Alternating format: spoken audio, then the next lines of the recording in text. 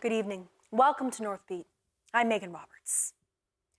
A man from Hay River, Northwest Territories, missing for 2 months, has been found dead in Alberta. Police are treating his death as a homicide. 41-year-old Tyler Peterson disappeared in July, prompting searches by the RCMP and his community. Alberta RCMP announced Tuesday that his body was discovered on August 15th in Mackenzie County, which is in the northwestern corner of the province. A medical examiner confirmed his identity on August 19th and ruled the death a homicide. The Alberta RCMP Major Crimes Unit has taken the lead in the investigation and will be working with the NWT Major Crimes Unit. The family says they'll share details about a memorial service in Hay River soon. In Nunavut, supplies are flowing into Whale Cove after the loss of its only grocery store to flames. A state of emergency remains in place after the co-op store burned down early Friday morning. As Samuel Watt reports, there's no word on when that will be lifted. 4 days on from the devastating fire, residents like Jennifer Chatoga are coming to terms that the community's only store is gone. The gas bar was spared, but the rest of the store couldn't be saved. Literally like everything except the store roof and the siding of the building is still there. The Arctic Cooperatives Limited, which owns the store, is working with airlines to fly in supplies. They're being stored in the community hall, which is being retrofitted into a backup store. It still needs some extra shelves and wiring too for fridges and the electronic payment machine. While that's underway, some supplies, which were donations from across the territory, arrived over the weekend. In Rankin Inlet, Tina Ashuna helped organise a community food drive. We have family who reside in Whale Cove, and so this is how I wanted to help the residents of Whale Cove. There's still no word yet on when the emergency response will end, though it could be a while. Most of the products from the sea lift season were lost in the flames. We still have some sea cans with products in them, so I guess we'll have to work out with what we have. Though he says Whale Cove is in good hands with other communities pitching in and help from the co-op headquarters. For now, Jennifer Chatoga is just glad there's still food on the table for her and her son. I'm very grateful that the community came together and our neighbors of Rankin Inlet, everybody involved. Samuel Watt, CBC News, Iqaluit. The Gwich'in Tribal Council is ordering another election for Grand Chief. The Board of Directors has determined that 3 violations occurred during the election last month, but this decision is the opposite of what an elections committee recommended to them. Luke Carroll joins me now with more. So Luke, can you start off by giving a little bit of background about this election? Sure. So the election happened on August 19th, and preliminary results showed Frederick, or Sonny Blake Jr., the former Speaker of the House, won that election, defeating incumbent Ken Kikavicic. But Kikavicic contested the results, and he filed a complaint. He announced this on Facebook. Now, the Elections Committee needs to look into an appeal. So the Elections Committee is made up of 4 returning officers, or deputy returning officers, 1 from each of the Gwich'in communities who are working this election. The chair is the chief returning officer. So they had to look into these allegations, and they ultimately found that there wasn't enough evidence that one had occurred, that there was no reason for another election, essentially. But the Election Committee doesn't have the authority. They just send recommendations to the board, who will look at their work and then make a decision. So the board decided there was enough grounds for a violation to have occurred and called for a new election, Megan. What were the allegations then, Luke? Yeah, so there were 4 of them. One was that the Gwich'in Council, which is in Sigachik, filed a Supreme Court application against the Gwich'in Tribal Council. So the application listed allegations including the unlawful suspension of funding to the Gwich'in Council. Now, Kikavicic also alleged that there were social media posts that disparaged him, and that these were by people who were associated with Sonny Blake. There was an allegation that Blake's campaign signs were placed on homes where the homeowners didn't want to vote for Blake, but felt intimidated to take the signs down. And finally, Kikovichik alleged that Blake had spent more than the legal limit on campaigning, so over $10,000. Now, the election committee, which is the one that looks into this situation and provides the recommendations, found all of these to be unfounded. The only one that had a bit of a question mark there was the spending. So they didn't get all the receipts from Sonny Blake Jr., but the receipts they got were within the legal amount, and they found that if the board wants, they can follow up more with Blake, but that there was no need for another election in this case. There needs to be, overwhelming evidence. So the board, however, found that the board, however, separately found that the Gwich'in Council lawsuit, the social media posts, and the spending amounts did violate the bylaws and policies that the Gwich'in have in place. The board found the allegations of the signs being placed on yards to be unfounded, though. So the board specifically ruled, as a result of this, another election must happen as soon as possible. What are the people involved then saying about all of this, Luke? So the election committee, they say their job is done. They looked into the allegations, they gave recommendations, and it's up to the board for the board to decide what to do next, and that's their call. Both candidates didn't respond to my request for comment, and the Gwich'in Tribal Council CEO said in an email that the board wants to be clear they're not overturning the results of the electorate or attempting to determine a different outcome. But the email says they did find evidence of violations of GTC bylaws and policies, which have called the results of the election for Grand Chief into question. That email also said, an election will be held at the earliest opportunity and that both candidates are allowed to run in it. Okay, thank you so much for all this, Luke. Thanks, Megan. The government of the Northwest Territories continues to push for repairs to the CN rail line between Enterprise and Hay River. They say it is a crucial route for barging goods from Hay River to smaller communities.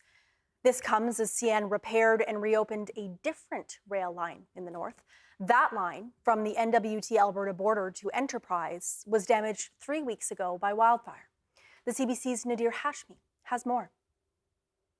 GNWT says it is happy that the recently damaged rail line near the Alberta NWT border to Enterprise has been repaired. But they continue discussions with CN Rail at the official and political level to rebuild the stretch between Enterprise and Hay River that was damaged by last year's wildfires. That is according to Tammy Johnson, an infrastructure department spokesperson for the GNWT. CN Rail began discontinuing the line in late May 2024 due to high repair costs and low customer volume. Johnson says that critical goods carried by trains are now trucked on a 40-kilometer stretch of road, and that just for the barging season, about 320 tanker trucks will be needed to move fuel from Enterprise to Hay River. She says that adds further logistical complexity. She also says that 100 CN-owned rail cars in Hay River will need to be trucked out, increasing road wear and tear. CN Rail did not respond to CBC's question on the matter and said in an email correspondence in early August that the decision followed thoughtful engagement with the customers. Nadir Hashmi, CBC News, Yellowknife. Last week, we saw the first independent review of the GNWT's response to the 2023 wildfires.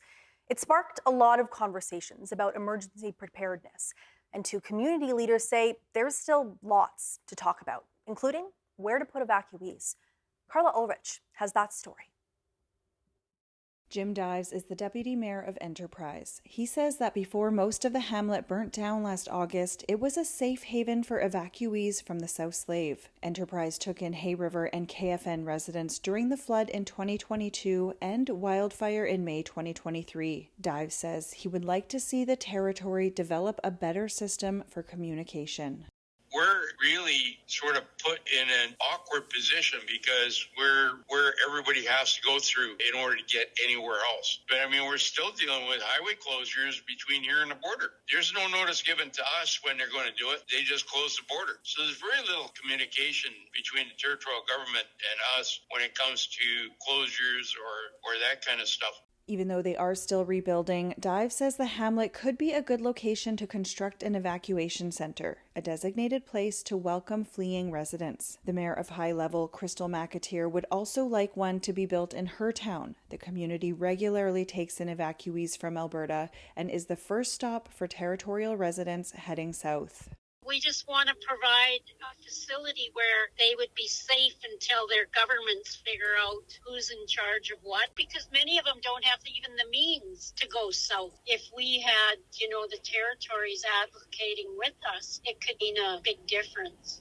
McAteer wants to work with the territory to push for better federal funding towards emergency preparedness. A Department of Municipal and Community Affairs spokesperson says currently there is no federal funding program for emergency preparedness off reserve, and the GNWT continues to work with other territories and provinces to push the federal government to include preparedness funding as part of their overall approach to disaster response. Carla Ulrich, CBC News, Fort Smith. Changes to the NWT Extended Health Benefits Program start today. There are two big ones to note. The first is that eligible residents now have to go through an income assessment. That will determine how much coverage families are eligible for, and some may have to pay for a percentage of the procedure. The second is the removal of the Specified Disease Conditions list, a list previously used to determine eligibility for this program. Nick Saturnino is with the GNWT. He explains what the Extended Health Benefits Program covers and why the changes are being made. The Extended Health Benefit Program is supplementary health coverage above and beyond what you would get through your healthcare card. So your healthcare card allows you to go to a hospital or see a doctor at basically no charge. Supplementary benefits are for prescription drugs, dental, medical travel, medical supplies and equipment, and eyewear. The part that's changing is the Specified Disease Conditions listing. We had about 50 so conditions on the list. So we've removed the listing and given coverage to everyone else remaining in the territory. Well, you needed to have a disease condition such as cancer, diabetes, asthma, some other chronic diseases. And if you didn't fall under one of those 50 or so diseases, you were ineligible for the program. Even though you may have a chronic disease, but because your chronic disease was not on the list, you were not eligible to be on the program. So that list was created back in the late 80s, early 90s. And so it had just been outdated, never been updated. And we feel this is a more fair and equitable way to run the program. That was Nick Saturnino with the GNWT explaining the changes to the territory's Extended Health Benefits Program. Again, those changes are that eligible residents now have to go through an income assessment, and that may lead to people paying a portion of the procedure, as well as that list that has now been done away with. And those changes begin today. We have an update tonight on a story we reported last week. We heard from Yukoners who are concerned about the relocation of the Wind River Hospice in Whitehorse. Some people were questioning whether the new location could provide the same level of health care as the hospice. They also slammed the Yukon government for giving patients only 5 days notice of the move. The Yukon government responded today. It says the move comes as the healthcare system suffers a surge in patients. What's available right now with the resources that we have in the system to really optimize the way we utilize rooms in the healthcare system. So, we have a wonderful hospice house in Whistle Bend, and it was definitely built purposefully for this very reason. However, the need for those rooms right now is not as great, and we had some vacant rooms in that area as well as in another area of Whistle Bend Place.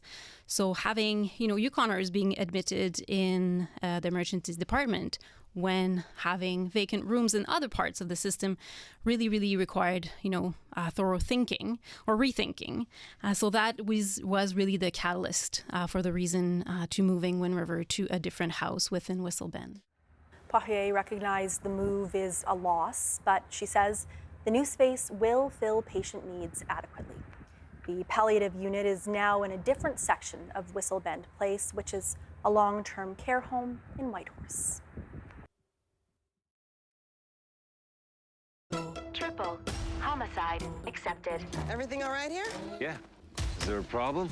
We got a call about a disturbance. I just think there's something really off about this guy. Oh! I've lived through today, this day, before. I need you to believe me and tell me I'm not completely crazy. What would you be prepared to do if you had one more chance? Anything. Welcome to Plan B Agency. Select your desired destination. Breaking news that shapes your world with local CBC Radio 1 Live to connect us closer to home. It's news you can trust, delivered when you want, where you want, on the CBC News app. Download for free.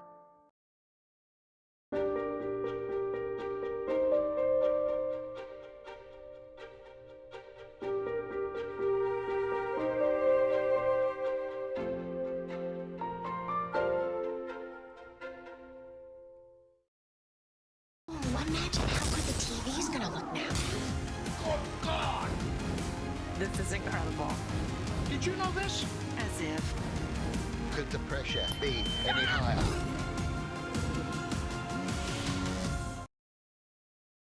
Moments that are so on trend right now.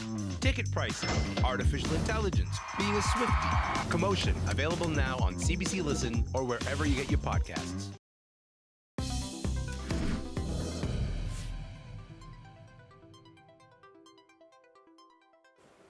The Northwest Territories has officially appointed Chief Superintendent Dyson Smith as the new RCMP commanding officer. Smith has spent nearly half his career in the North, and he's been acting in this role since May.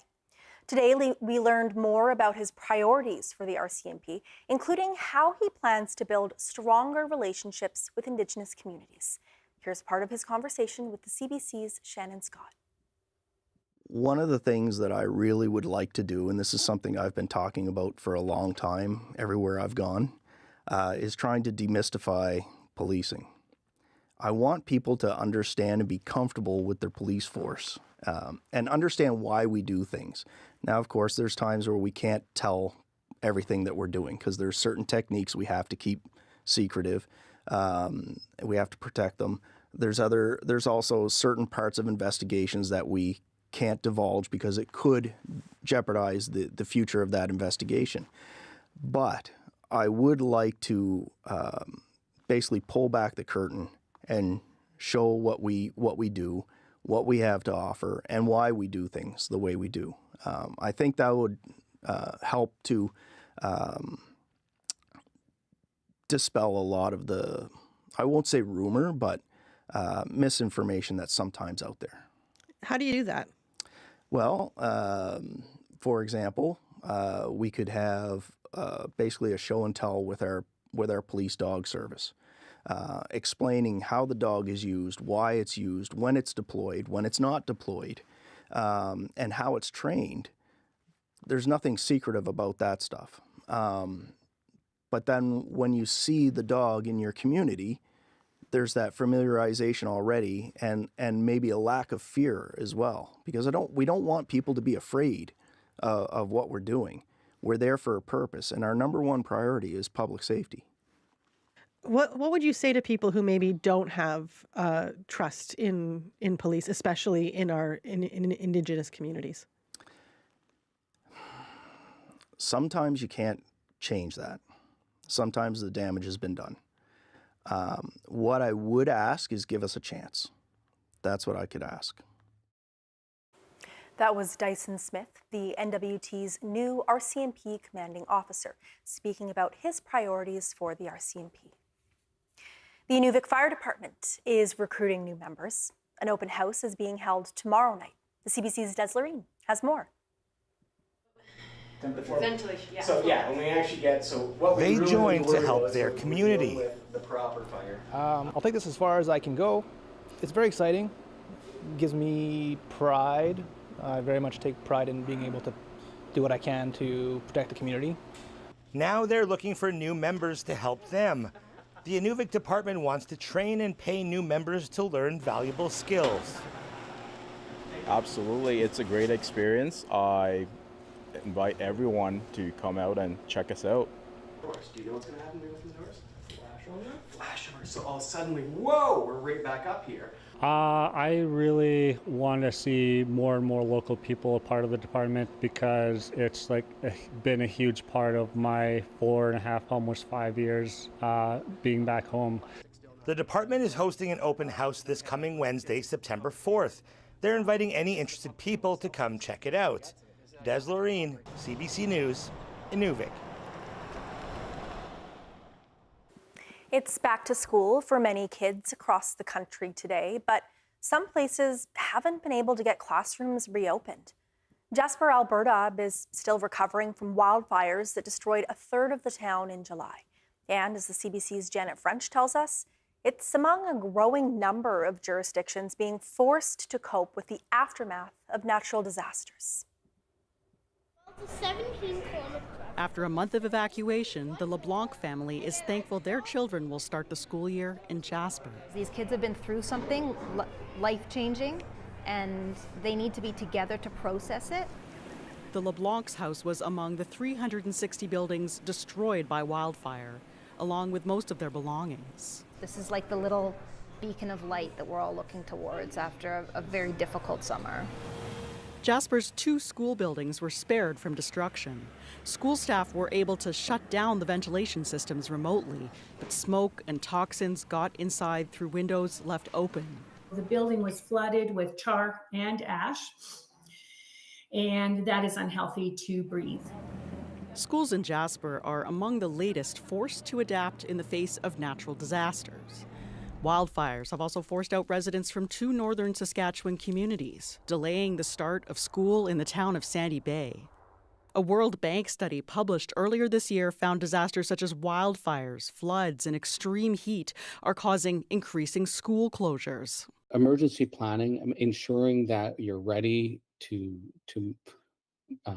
react to the unpredictable is where we are in education now. BC's Fraser Cascade School District has spent the past few years navigating floods, washed out highways, wildfires, and snowstorms. Experts who've responded to past disasters say recovery is lengthy and complex, and more emergency planning is needed. When we think about the impact of global warming, I think these are just some of the realities that we're facing. And that students and staff will also need extra help with their mental health. I think the critical aspect for students is to get them back to school and in front of caring educators as soon as you can. In Jasper, about a third of school staff lost their homes and need to find somewhere to live. 9-year-old Theodore LeBlanc is anxious to hear his classmates' summer vacation stories. It's going to be very interesting to hear, instead of someone saying, oh, guess what, I went to Winnipeg and went bowling. But not sure which of his friends will be returning. Janet French, CBC News, Edmonton. Concordia University in Montreal is waiving tuition for First Nations and Inuit students from across Quebec this fall. It includes most undergraduate and graduate programs. However, First Nations and Inuit students not from Quebec are not eligible. The initiative is intended to minimize financial barriers. Concordia is one of a few universities waiving tuition for Indigenous students. McGill and the University of Toronto have similar programs. To be eligible for the Concordia tuition waiver program, students need to be from a community in Quebec. And Indigenous leaders at Concordia say there's no discussion to expand their criteria to include Indigenous students from other places, like Nunavut. We just rolled out this initiative and we're going to have to analyze it and see how well it works in the next couple of years. But you're right that this is one territory that would be left in the lurch by any of our initiatives on any campus across Canada. Currently, the initiative will benefit around 120 students at Concordia. The university will cover all tuition costs for eligible Indigenous students taking full and part-time studies. In Labrador, 2 Inuit women are offering their advice for older adults and parents heading back to school. It includes to-do lists, budgeting, and trying to keep a connection to home. The CBC's Heidi Adder has more. Tracy Denniston has been dreaming of heading back to university. Now she's taken the leap and moved from Nain to St. John's, Newfoundland. While it's a change, she's staying connected to home. A big part of our packing was our well food that we had to take with us for the year, like some smoked fish and some dried pitsic and meat from the community freezer to make sure we're having our well food, because we know we're going to get hungry for our well food here. For other adults leaving home, Deniston says having those connections of either food or family are important and help remind people of who they are. Another mother says it's important for adults and parents to not try to do it all. My older kids, they had to put themselves to sleep sometimes because I used to be so tired. And that's okay. It's okay. You're not failing. It's just some days you just need to go to sleep or not worry about the next day. It's just taking it day by day. Nokasak says people should try to remember what is important. Focus on your and your children's mental health, and the rest will come. And don't worry, don't stress yourself out over the smaller things that you can't control, and make sure you get rest. Students are back at both the Nunavut Arctic College and Yukon University this week. Heidi Adder, CBC News, Happy Valley, Goose Bay, Labrador. The first graduates from an Indigenous pilot program in Rankin Inlet could soon be steering your next flight. 8 students received their recreational pilot permit last week. Samuel Watt is back with this story. Nuyalia EZR's first solo flight was a mixture of everything. It was very exciting, somewhat scary due to the windy weather, but it was really fun. They taught us very well. It's almost easy to say it was easy, but of course it's challenging too. He's one of the newest graduates from the Arctic Mason Pilots Pathway program. Exchange Income Corporation, which owns airlines like Calm Air and Kuwaitan Air, brought the program to Rankin Inlet this year. CEO Mike Pyle says the purpose of the program is to show Nunavummiut a career as a pilot is possible. Maybe they don't realize they can become a pilot, and they see their brother or their uncle or their cousin or their friend with that job. Ultimately, the goal is to have people from those communities serve those communities. For the graduates, the next step is to work on their private or commercial licenses. They can continue training for that next summer in Rankin Inlet, or next month in Moncton, New Brunswick. That's where Tony Uluwaluak's son, Anthony, is headed. I suggested he learn to fly the bigger planes like the ATRs, so he can fly into our communities. There's an opportunity there, and he's going ahead with it. And that's to see what heights he and other Nunavummiut can reach. Samuel Watt, CBC News, Hillowit.